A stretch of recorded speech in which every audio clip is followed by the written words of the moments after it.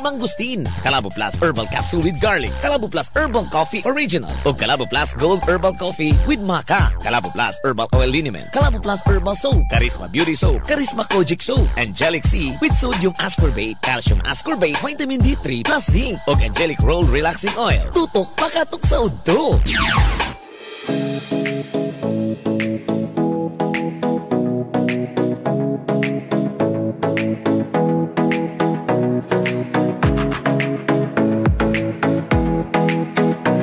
Totong pakatok sa auto padayon ta sa tuwang panaguban, padayon sa paglanog-lanog, ilabi na sa pagpahimsog sa tuwang kalawasan. Duyog yapon diri sa tuwang programa.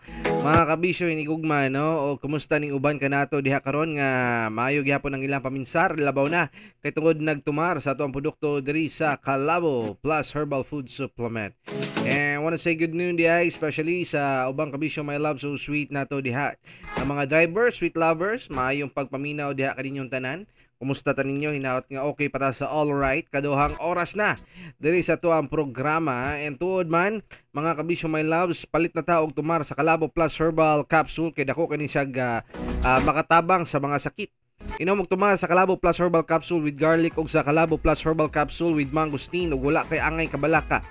No? At least mga 3 times a day pares nimo sa pag-inom ni siya ha. Ipares lamang Calabo Plus Herbal Capsule with Garlic o Calabo Plus Capsule with Mangosteen ug wala kay ay kabalaka kay purong herbal kini dili makadaot, aprobado sa FDA ug halal certified. Naibawan nga ang Calabo leaves, oregano leaves makatabang kini sa pag-reduce sa risk of atherosclerosis, heart attacks ug sa strokes. Makatabang usab kini sa pag-energize and rejuvenate sa body. Beneficial in detoxifying body, aids in digestion, boost immune system, aids in speeding up metabolism, o makatabang usab sa pagprotekta against bacteria that affect skin and gut. Okay, palit na tagtuma na sa ato ang Calabo Plus Herbal Capsule with Garlic o Calabo Plus Herbal Capsule with Mangosteen. Duyog na ang padayon sa ato ang panaguban diri karon sa sunod natong programa. Aniya na pod ang Katok Confession, mga kabisyo my love so sweet plus star na sa gihapon, especially katong mga adunay gustong i-share nga kaagi sa pagigugma nila diha karon, pwede niyo ipatimbaya kanato no nang inyong mga kahimtang nga unsa bay gusto ninyong ihatag or ipabati diha kanato. So message lang mo diha sa to ang Facebook page, Katok Confession Facebook page, kabisyo my loves. Alright, so dito maglangan, aniya na ang ato ang programa. Ready na ba ka, Lol Baba, o ready na ka? No choice. Ready na ka.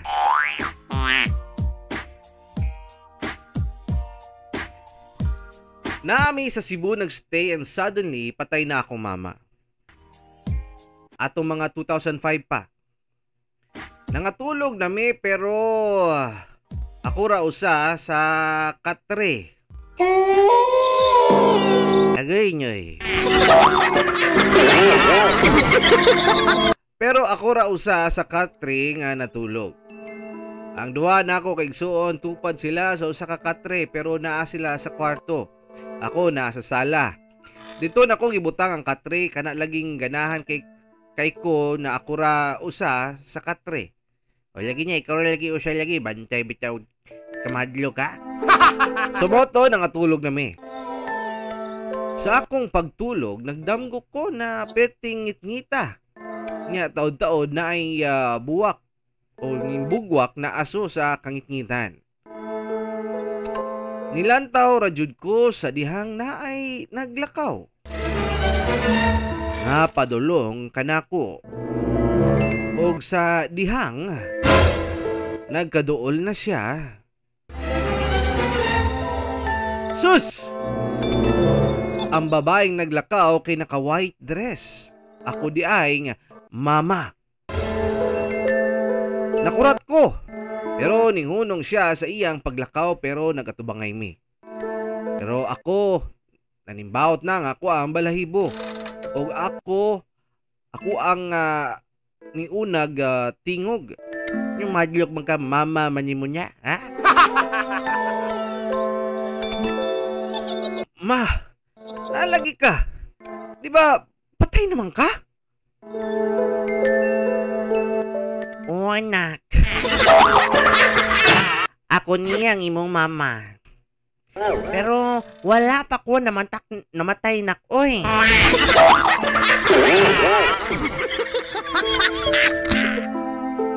Ako ato guys, kung patay na ako mama, minumduman jud na ako na patay na siya. Murag nahibulong jud ko sa kong nahuna. Nga ako gitubag na patay naman gud ka ma. Nganong naamang ka diri? Pahulay na. Nganong gusto mo jud ko nimong patyon? Dili palagi ko patay. Unyang anong nagunsa man ka din eh? Ay, nagsuroy-suroy. Kay murag gilaay ko. Gusto kong magsuroy-suroy. Ngano man di ay. Uban ka?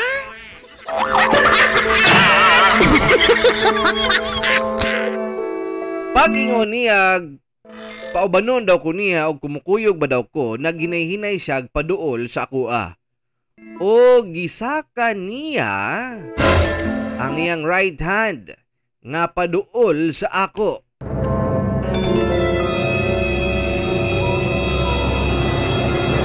Og ako hinay-hinay. Hinay-hinay po dog atras. Og sige siyag ingon nga, Doang, ali ba kuyog ta? Kuyog lagi ta. og ako nagsigi pugkog tubag na patay na lagi ka ma. Paulay na ba? As in paduol jud siya kanako. Sus kaya akong lawas nga gustong mulihok pero mabati jud nako na dili ko kalihok. Na bisan unsa nimong lihok. Unya nakasampit jud ko sa pangalan sa Ginoo.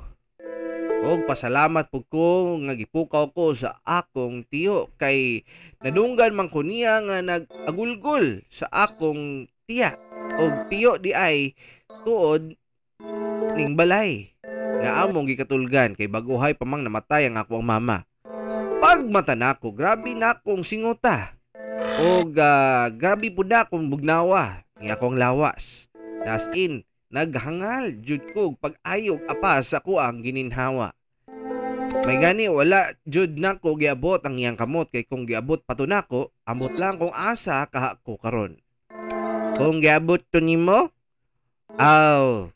maglupad-lupad na ka sa kalingitan. Magtabyog-tabyog sa duyan. Pero pag-ingan niyang kayong tanga may kiling, basayod dapat tuod mo nga paganig inyuhang mama o kinsa ba niyang minahal niyo sa kinabuhi nga magparamdam, magpakita sa inyong damgo, dili niyang inyuhang minahal. Kadotang spirito gina sila kay ang patay nga tao ang yahang kuan wala niya gyud kasayuran, wala niya gyud maingon na to kining kay baos kalibutan o kanang ingon nila nga ang spirito maglatagaw dili.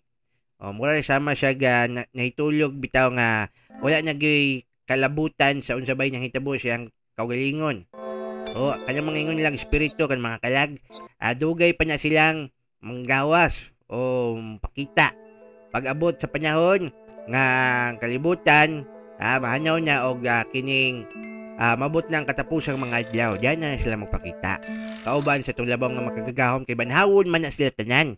No, para masayod mo sa dugang pang mga explanation niya na sa Biblia. Sige lang, punta ka lang ko kay magstoryahan niya ita about niya no? Oy problema niya sa tudloan ta kana ha. Pero basta kanya siya mga inganyang nabago inahan nga magpadamgo si mo kadlokon ka. Paglain kay mong paminaw gani inganyang ganing murag na imbawt imong balahibo, adi na imong mama kay kung mama na nimo ang imuhang bation, kalipay, gugma, uy ma, kumusta yaman ka ma? How's yours? Ganyan. Pero pagpakita imong mama nimo nya, uban ka na. Ay, uban ta mama be. Palit ice cream, palit bubot. Dili niya imong mama niya.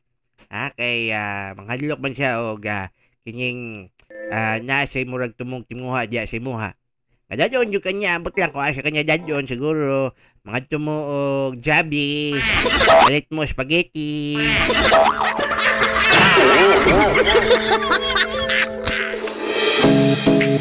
Anyway, so muna lang kato, kabisyo my loves, ang ato ang Katalk Confession. Okay, nang inyong mga gustong i-share diha, pwede po niyo i-message diha sa itong Katalk Confession Facebook page, message lang mo, and like and follow sa gihapon usab, no? Og to at kabisyo my loves, padayon ta sa ato ang panaguban, doyo gyapon sa paglanog-lamog, katong mga dunay pamaol nga bation sa ilang panglawas. Labaw nag paglabad sa ulo, manghaplas ta gamit ang liniment nga numero 1 aprobado garantisado. Kalabo Plus Herbal Oil Liniment Amigo. Huwag tang sa panuhot-suhot, sakit sa panit, samad, kabahong, baho sa tiil, sakit sa ulo, sakit sa tiyan, sakit sa ngipon, bukol-bukol, hubag-hubag, matagtiki, arthritis, rayuma o guban pa. No? Mupatay sa kutog, mo moisturize sa panit. Humotog sakto sa kainit, bugnaw-bugnaw, nindot pagyod sa paminaw. Insect and mosquito repellent. Alang usab sa mga nasa opisina o kabuhion sa biyahe, gamitin sa Kalabo Plus Premium Rub alang sa pingot nga ilong, hubak ug stress nga paminaw. Mang Kalabo Premium Rub kana para buhay. Hayahay! Para sa mga kagid-kagid ug baho sa lawas, panabon gamit ang Kalabo Plus Herbal Soap. Para pampaputi, papabata sa kutis, Charisma Beauty Soap. Para sa pahamis ug pandepensa sa kutis, mag Charisma Kojic Soap with Sunblock Protection.